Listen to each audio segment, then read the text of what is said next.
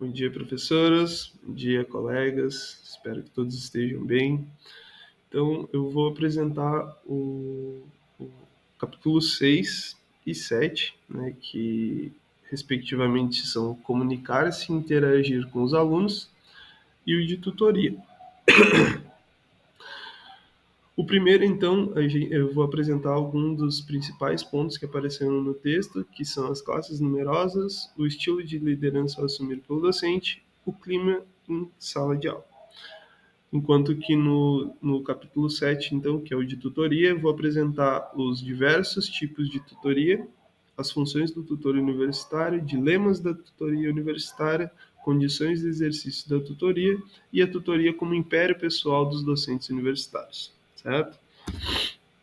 Então, começando pelas classes numerosas, né, o texto ele apresenta alguns desafios, né, que ocorrem em razão dessas classes superlotadas que a gente encontra nas universidades, certo? Uma delas é o aumento do fracasso escolar e o abandono, certo? Porque se o aluno não vê que está progredindo, talvez existem várias séries de porquês que podem justificar isso, né? Mas um deles seria a falta de, de ter esse entendimento, de saber que você está entendendo o que está sendo passado. Se você vê que está tirando, por exemplo, né, muitas notas ruins, a chance de você desistir desse curso, né, da escola, é muito maior, certo? Além disso, então, o abandono. Outro é o contato mínimo entre o professor e o aluno. Como as salas são muito grandes, é muito difícil que o professor consiga dar conta de, de entender e suprir todas as demandas que cada um dos alunos eles têm para poder, como é que eu vou dizer assim, solucionar essas dificuldades, certo? Outra é a dificuldade na interação colaborativa, ou seja, salas muito grandes, provavelmente poucos alunos vão participar da aula. Fica difícil, inclusive, para o professor propor atividades em que todos participem, né? Em que tem essa dinâmica mais variada, essa dinâmica mais orgânica, mais natural, né? E por último, o desafio que traz é o sentimento de anonimato e insegurança nos alunos. Isso eu vi na pele acontecer, tá? Eu senti isso. Um exemplo, aulas de cálculo na UFSC, como que funcionava? Aula de cálculo é uma disciplina que muitas pessoas rodavam, certo? Independente do curso, independente da área. Então, vários alunos, por exemplo, eu entrei no primeiro semestre, já ia ter cálculo, e vários alunos de outros cursos, de outras cursos, de outras fases, eles vieram fazer junto com a gente. Então, por exemplo, assim, a minha sala tinha 30, mas na real tinha, por exemplo, 40, 50, às vezes, entendeu? Que é isso, que por ser aula de cálculo, muitos só se matriculavam e nem iam na aula. Então, só que quando ia todo mundo, por exemplo, a aula ficava super lotada. E para te tirar as tuas dúvidas, aquele monte de gente te deixava como é que eu vou dizer assim, te tirava essa tua liberdade que tu tem quando tu tá com teus colegas, assim, como tem gente nova, tu ficava mais acanhado. Mas eu acredito também que isso é muito parte também do aluno, né, desculpa, é muito parte do aluno que não consegue, não tem maturidade suficiente para lidar com isso, certo? O impacto, então, na qualidade, né, como já foi falado, né? Então, a falta de interação individual prejudica o acompanhamento do processo de aprendizagem e grupos grandes promovem a passividade e dificultam perguntas e participação. Aí ele dá uma abordagem, né? Ele fala um pouco mais da do contexto espanhol, né, e do predomínio dessas classes grandes, geralmente nos primeiros ciclos universitários, certo? Segunda parte que ele aponta no texto, então, são os estilos de liderança a assumir pelo docente. Tá? Os tipos de liderança, então, foram propostos por Lewin, Lippitt e White. Em 1939, eles trazem alguns tipos de professores, né, que é o professor autoritário, o professor democrático e o professor passivo. O professor autoritário é aquele que tem maior rigidez nas suas tarefas, né? Ele define as tarefas, ele critica, ele elogia pessoalmente. Ele é mais, não vou dizer ríspido, mas ele é mais... ele tem menos diálogo com os alunos para deixar os alunos se expressarem, por exemplo. Tá? Isso é uma coisa que a gente vê, tem muitos professores, inclusive dentro da universidade, que são assim. Em contraponto, a gente também tem do outro lado, né, os professores que são participativos, exemplo, né, ou democráticos. Os alunos participam mais das decisões, o professor atua como um facilitador.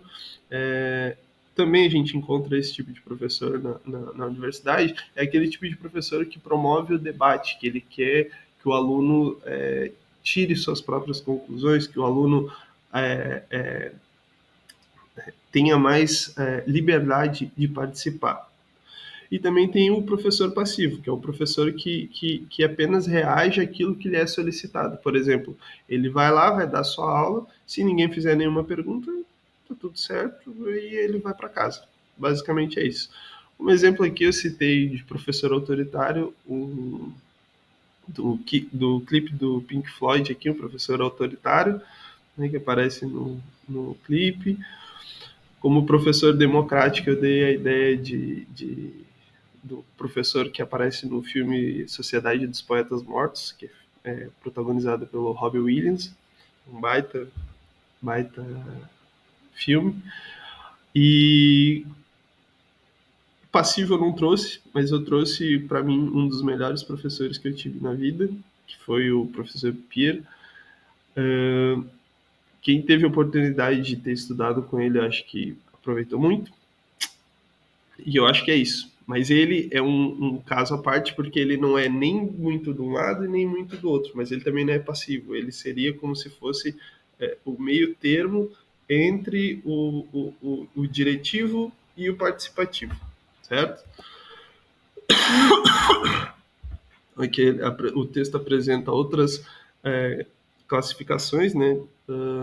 Os dominantes e os integradores. E fala também sobre a dominância da tendência pessoal na atuação docente, ou seja, isso depende muito de como tu vai vai querer ser como professor, certo? Fala também dos desafios didáticos, né, que nem todos os modelos democráticos funcionam melhor que os diretivos, né? A relação entre o docente é influenciada pela personalidade do professor. Então aqui, essa parte do texto, depois que ele fala das classificações, ele começa a falar um pouco mais sobre não tentar dizer que um método é superior ao outro, né? Um professor democrático ele é melhor que um autoritário. Na verdade, não. Na verdade, isso depende muito de como o professor de como ele lida, né, com a situação, porque, por exemplo, eu posso ser de um jeito com uma turma e de outro jeito com outra turma, certo? Tu não precisa ser 8 ou 80, tu pode ficar no meio ali, aquele aquela escala de cinza, né, entre um e outro, para tentar tirar o maior proveito, né, e fazer com que as tuas aulas rendam. Às vezes, se tu deixar turma fluir demais, talvez a tua aula não flua, talvez a tua aula ela não seja tão proveitosa para os outros alunos, certo? Ou talvez tu não consiga nem discorrer tudo aquilo que tu precisava discorrer. E aí, então, ele fala, né, do equilíbrio ideal, que é a combinação de direção e participação dos alunos, e da importância de reconhecer e adaptar os pontos fortes e fracos, né, de cada um.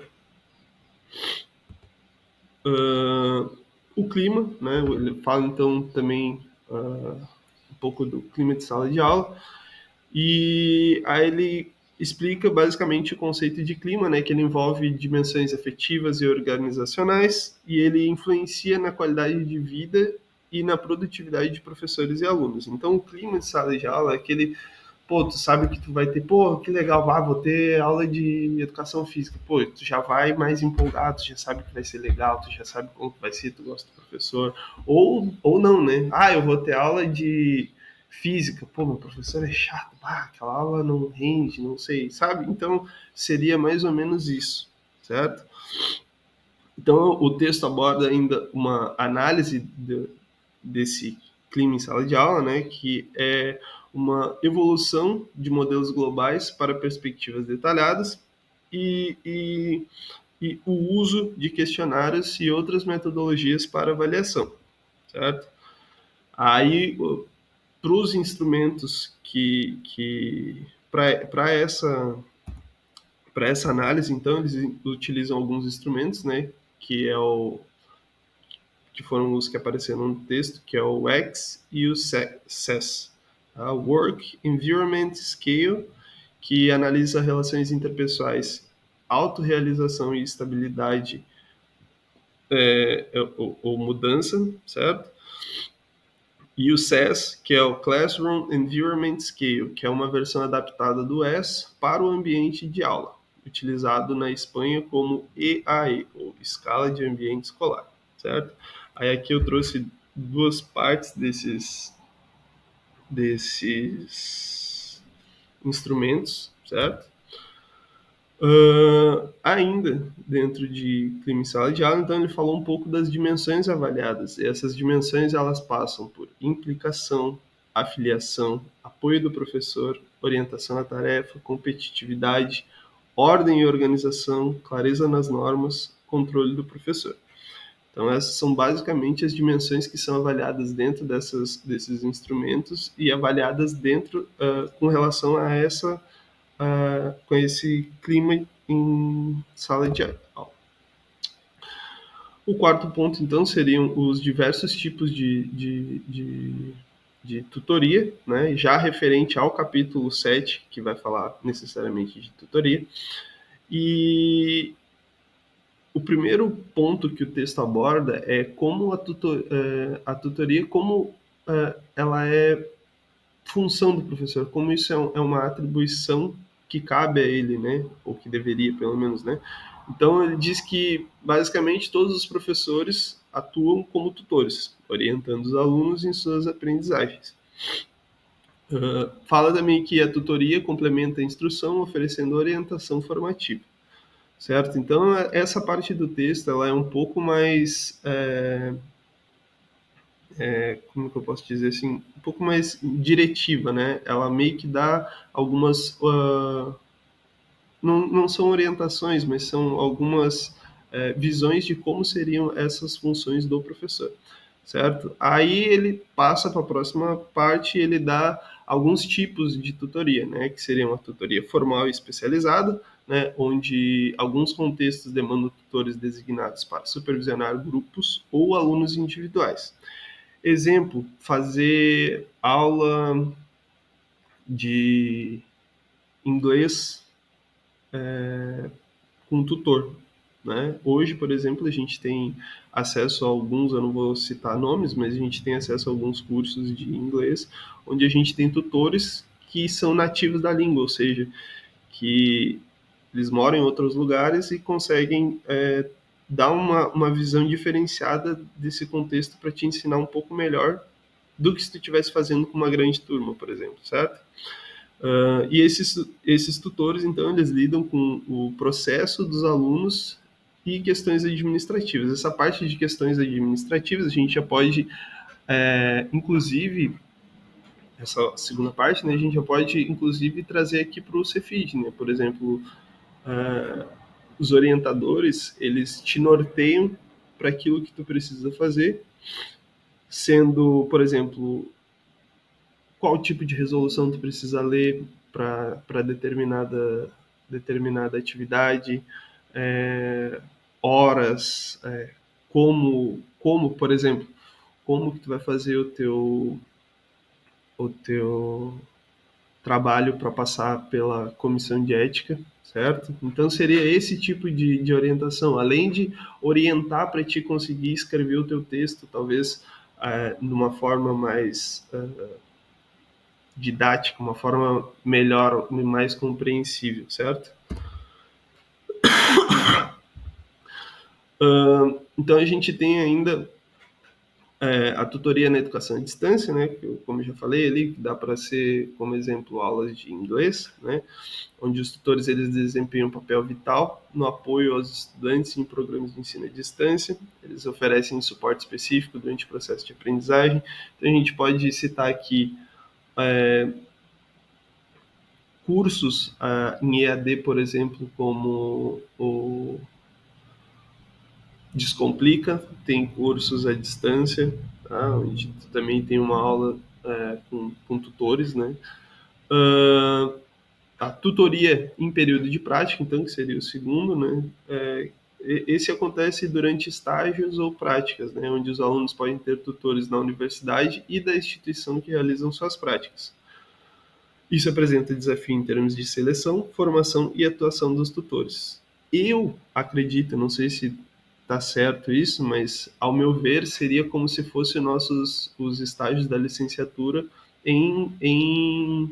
na escola, onde a gente tem um professor da escola que está supervisionando ali, está olhando, está opinando também, o professor da escola, e a gente tem o professor da universidade que está fazendo essa outra avaliação mais ampla. Então, seria mais o professor da escola estaria avaliando mais especificamente naquele contexto da aula em si, enquanto que o professor da disciplina na faculdade ele estaria atuando mais o todo, né? Como que foram os planos de aula, os relatórios, além das aulas em si. Então a gente entra no ponto 5, que são as funções do tutor universitário, né? Então, o texto ele apresenta que há uma natureza ambígua na tutoria, onde ele fala, né, que as expectativas em relação à tutoria universitária nem sempre são claras. A tutoria ela engloba apoio acadêmico só. Um dos problemas que eu vi aqui, que essa tutoria universitária, eu acredito que deve ter sido mais no contexto de orientação, né? Então, que foi como eu entendi. Eu não sei se está realmente certo, mas como eu entendi é que tutoria seria orientação. Tá? O que acontece? Como não tem exatamente o que o professor precisa fazer em cada uma das atividades de orientador, não existe uma relação ali, eu preciso fazer isso, isso, isso, isso. Isso aqui não é função do tutor, isso aqui não tem a ver com a função em si. Então, como não tem isso, às vezes se perde um pouco o que é papel do tutor, né, do orientador, ou não, certo? Então, o texto aborda então algumas funções gerais, né, que inclui apoio na formação, orientação no programa de estudos e aconselhamentos em questão curricular e administrativa. Os tutores também lidam com problemas pessoais dos alunos, né? E isso aqui, na verdade, isso é uma coisa que eu já acho que talvez não fosse, né? O texto traz isso, só que assim, se a gente for analisar, por exemplo, eu já tive orientador que nem sequer lia o que eu escrevia. Agora, por exemplo, eu tenho uma orientadora que meu Deus do céu, nossa, é um anjo. Então, assim, é diferente. Existem diferentes jeitos de lidar e de diferentes jeitos de ser, certo? Então, o papel na orientação acadêmica, ele fala, então, do papel na orientação acadêmica, que seria ajudar a entender o conteúdo do curso, encontrar materiais complementares e realizar atividades. Além disso, então, ele orienta os alunos com necessidades especiais e repetidores. Além disso, então, ele fala do suporte pessoal, né, que além das questões acadêmicas, os tutores ajudam a desenvolver habilidades de estudo e autoestima saudável. Às vezes, nem sempre, né? Fala também da promoção de desenvolvimento pessoal, onde incentiva o desenvolvimento pessoal e profissional dos alunos, reforçando valores como a ética e a responsabilidade. Fala também da ajuda que os alunos ajuda os alunos a envolver criticamente com o seu próprio processo de aprendizagem e com essas questões sociais, certo? A sexta parte, então, fala dos dilemas da tutoria universitária, né? E aqui entra o primeiro ponto ali que ele aborda é o dilema entre o apoio e controle, né? Que é o conflito que há entre fornecer apoio ao estudante e manter o controle sobre o seu desempenho, né? Então, os professores questionam até que ponto devem ajudar os estudantes que não mostram compromisso, ou seja, é aquilo, até onde que eu posso ir sem que eu esteja influenciando demais, né? Sem que o professor esteja indo além daquilo que seria sua obrigação para com o aluno, certo? Depois ele fala um pouco sobre o dilema entre conteúdos acadêmicos e pessoais, né, que é a tensão de focar em aspectos acadêmicos e abordar questões pessoais que afetam o desempenho acadêmico. E alguns professores e estudantes preferem manter as tutorias centradas apenas em aspecto acadêmico. Então, isso às vezes, por mais que o professor seja uma pessoa aberta, que seja disponível, que, que, que, que queira, né, de certa forma, não se importe, por exemplo, né, de lidar com essa parte mais pessoal do orientando, às vezes o orientando não quer. Então, isso tem que ser também de comum acordo para que isso dê certo, correto? A sexta parte, então, ainda continuando, né, ele fala do dilema entre a centralidade e marginalidade da tutoria. Marginalidade no sentido de marginal, né, que está relativo à margem. Quando eu fui ler a primeira vez, eu li com marginal outra coisa e realmente não fazia o menor sentido. Enfim, a tutoria, então, muitas vezes ela é considerada uma atividade que não é central, né, em comparação com o ensino e a pesquisa. Ela é uma coisa que fica mais afastada, né?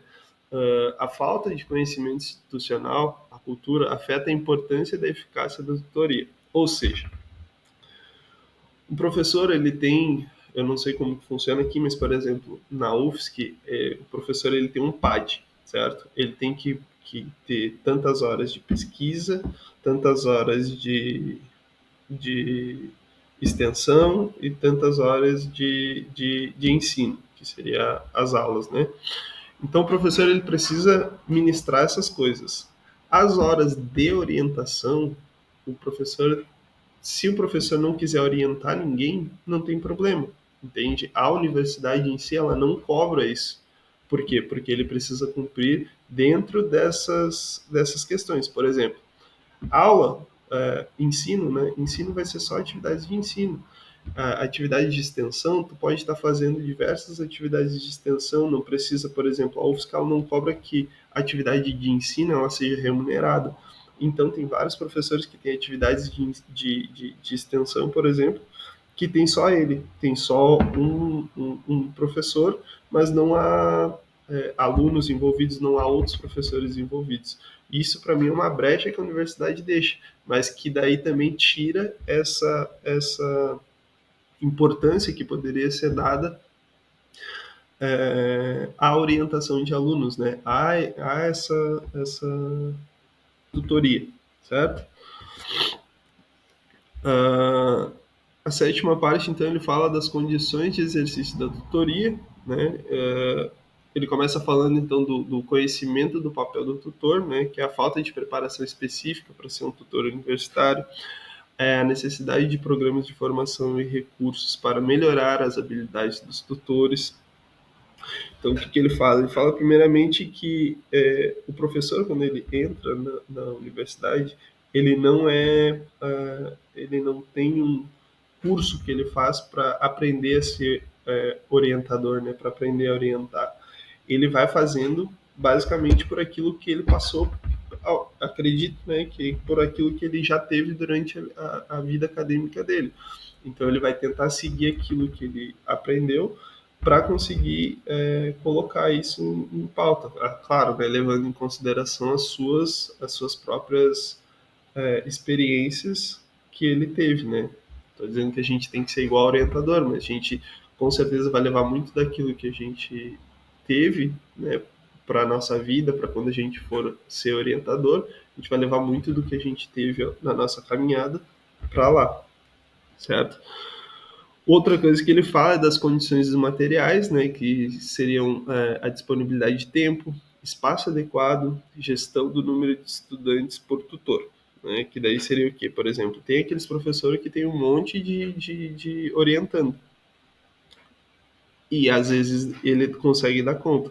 Tem aqueles professores que tem dois, três, e às vezes não conseguem dar conta do que aqueles alunos precisam fazer, certo? Além disso, então, ele fala que essa aglomeração, né, esse excesso de número de indivíduos na, na universidade, ela dificulta que a orientação ela seja eficaz. Porque se o professor tem cinco é bastante, né? Mas se um professor tem cinco orientandos, ele vai conseguir ter uma demanda de tempo que ele vai precisar para cada aluno ao longo da semana, certo? E ele vai precisar, ele vai ter mais tempo. Agora, imagina o mesmo professor com 10 alunos. Então, seria muito menos tempo, ele teria muito menos disponibilidade e provavelmente esse professor não estaria, não estaria fazendo atividades que lhe fossem benéficas, porque ele ia estar sobrecarregado, né? Talvez não fisicamente, mas psicologicamente, com certeza, porque como já foi falado anteriormente no texto, muitas vezes o orientador acaba por ser vai, um amigo, né? Um ponto de apoio. Então, muitas vezes tem outras questões envolvidas além só do na parte acadêmica em si. Então, acabaria que sobrecarregaria esse professor. Por isso que ele falou ali, né, anteriormente, dessa ideia de ter uma maior valorização nas orientações, para que outros professores que não tenham essa demanda, ou que não tenham essa vontade, eles adquiram essa vontade para poder suprir e não deixar ninguém sobrecarregado, né? Que alguém precisa fazer, certo? Então ele fala ali, né, entre o equilíbrio entre opções e direção, que eu já falei, né, que é a necessidade de encontrar um equilíbrio entre tornar a tutoria opcional e garantir a sua utilidade. Ele fala das reuniões programadas e planejadas podem ser mais eficazes do que uma tutoria completamente opcional. Fala das condições pessoais dos tutores, né, da qualidade como acessibilidade, flexibilidade, locução, credibilidade, paciência, influência na eficácia da tutoria. E os tutores devem possuir habilidades comunicativas e disposição para ajudar. Né? Aqui o que acontece? Pô, quando tu vai ter Vou dar um exemplo meu, tá? A gente tinha oceanografia geral, e a oceanografia geral era dado por um professor que era biólogo, tá? Nada contra, não estou falando mal de biólogos nem nada do gênero, mas, por exemplo, o nível de conhecimento que ele tinha sobre aquilo ali é completamente diferente do que um oceanógrafo teria. porque ele conseguiria ver o mais amplo, mais globo. Parte-se de que oceanografia geral seria uma disciplina que tu teria que abarcar todas as áreas, as grandes áreas, pelo menos, da oceanografia. E ele não conseguia dar conta disso, justamente porque ele não teve uma formação para isso, certo? Então, como ele não passou por isso, provavelmente ele não teve nem tempo, né? Talvez porque também estava no início da carreira, alguma coisa do gênero, ele não teve tempo suficiente para se apropriar dessas outras linhas, além da biológica. E por último, então, ele fala da tutoria como um império pessoal dos professores universitários, né? Então, ele fala sobre o debate entre duas orientações, né, com apoio e autonomia, né, que a gente tem que prezar que o aluno ele seja, a gente tem que dar o apoio, mas a gente tem que dar o apoio de uma forma que o aluno ele seja autossuficiente, que ele consiga andar com as próprias pernas, certo? Fala que a tutoria é fundamental para a formação acadêmica e pessoal dos estudantes, certo? Que isso é indiscutível. Eu acho que é muito difícil alguém conseguir andar sozinho, né? Concluir um curso de graduação, por exemplo, sem ter nenhum tipo de ajuda. A busca fala também que busca-se um equilíbrio entre oferecer apoio e fomentar a autonomia estudantil. E, por último, ele fala que a tutoria deve ser reconhecida e valorizada tanto por instituições quanto por professores e estudantes. Então, em resumo, é isso que o texto traz nesses dois capítulos e que fica fácil de evidenciar quais são as necessidades que a universidade em si ela precisa olhar para esses temas, né? Tanto de tanto da orientação ali, como da interação dos professores, né? Como que eles vão lidar com essas dificuldades encontradas em sala de aula, certo? Então, agradeço a todos, muito obrigado. Qualquer dúvida eu vou estar no Google Meet. Então, muito obrigado, valeu e boa aula e bom resto de apresentação. Tchau, tchau.